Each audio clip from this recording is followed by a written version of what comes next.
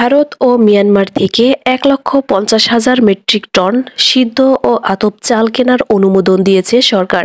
এর মধ্যে 1 লক্ষ টন আতপ চাল ও 50,000 টন সিদ্ধ চাল রয়েছে।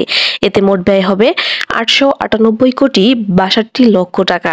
বুধবার সচিবালয়ে মন্ত্রিপরিষদ বিভাগের সম্মেলন কক্ষে অর্থ উপদেষ্টা ডক্টর সালেহউদ্দিন আহমেদের সভাপতিত্বে অনুষ্ঠিত সরকারি ক্রয় সংক্রান্ত উপদেষ্টা পরিষদ কমিটির 15তম বৈঠকে এ প্রস্তাব অনুমোদন দেওয়া হয়। বৈঠক সূত্রে জানা গেছে, সরকার টু সরকার পর্যায়ে মিয়ানমারের মায়ানমার রাইস ফেডারেশন থেকে 1 লক্ষ মেট্রিক টন আতপ চাল আমদানির অনুমোদন দিয়েছে সরকার। খাদ্য মন্ত্রণালয়ের আওতায় খাদ্য অধিদপ্তরের জন্য এ আতপ চাল কেনা হবে।